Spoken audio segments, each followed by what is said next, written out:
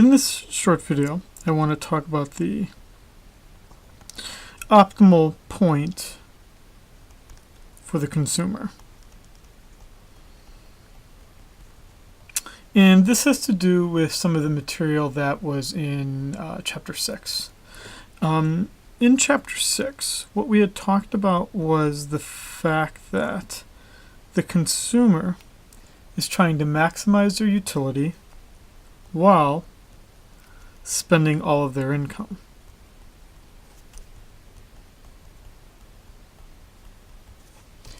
And that essentially the way that that looks would be that if we were talking about two products, let's say xylophones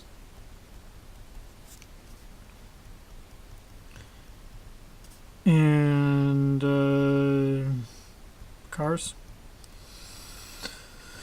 So the Q stands for quantity, how many xylophones we have and how many cars we have. That I could draw a budget constraint, which is a straight line, and that I would have an indifference curve that's just touching it, and that would be our point of optimality. If what I just set up to right now is a little bit confusing, you should watch again the video for Chapter 6 on the optimal consumer choice. But this was essentially the conclusion that was reached. But in the homework assignment, one set of problems that you see is what does it look like when, and this is exactly from the problem set, or from the homework, is that the budget equals $48, that the consumer faces a price of salad, which is equal to $6, a price of smoothies, which is equal to $3, and that they are currently consuming 2 salads and 4 smoothies for a total utility of 8.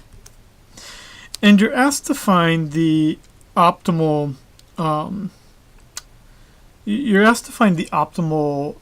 bundle. Now, the question would be is how do you get that from this? Well, what this is trying to illustrate is this idea that the slope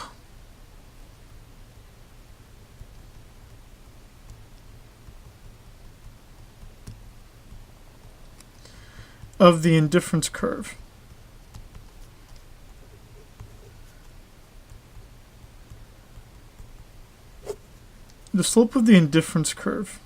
is this. So this is my slope of my indifference curve.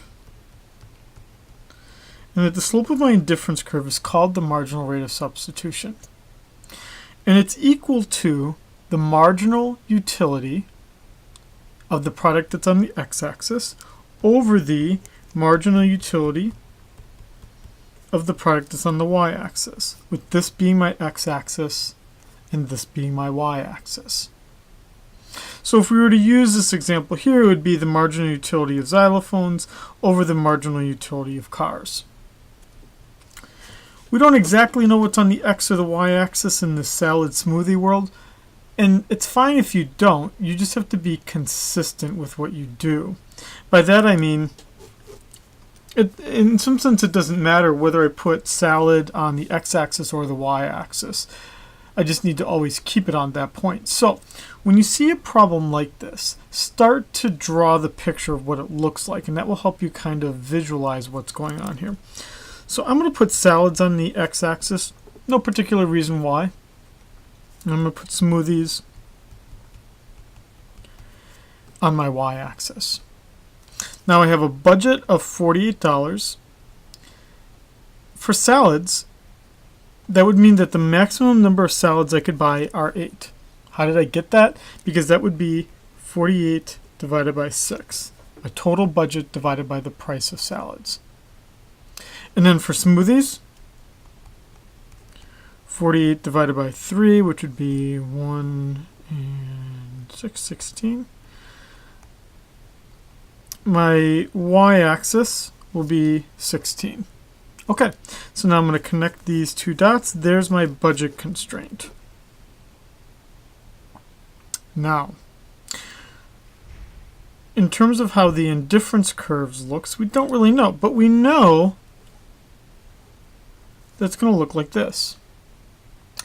Here's what we also know.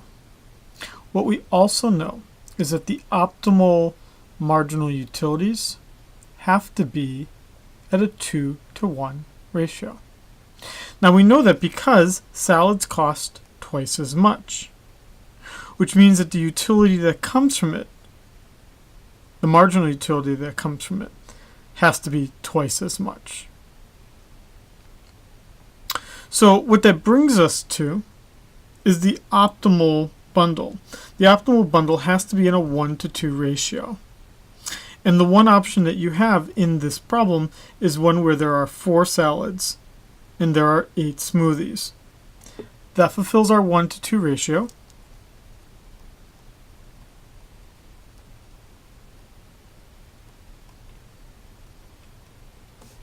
Let's also make sure that it gives us our budget, that we're satisfying our budget. That would be 4 times 6 is 24, plus 8 times 3, which is 24, and that would equal 48. So when you see this kind of problem in the homework, what you're trying to do here is you're looking at the ratio of the prices, and what you're realizing and recognizing from that is that that ratio there has to also reflect in the ratio of the salads to smoothies. If, in this case, salads cost twice as much, then I get twice as much utility from them, which means I only need half as many. Smoothies, which cost half as much, that means I need twice as many as those. So that's why I need in this case, a 2-to-1 ratio to reflect my 2-to-1 ratio. I'll repeat that again. It means that I need a 2-to-1 ratio in terms of the quantity of the product to reflect that the price difference between the two is 2-to-1. So it's 1-to-2, 2-to-1. Okay, I hope that helps you understand the problem. And when it comes time for the exam, remember that you can always print out the homeworks and that might help you go back and understand it for the exam as well, if this seems a little unclear. But if you have further questions, ask me and I'll gladly make a video that will help explain it as well.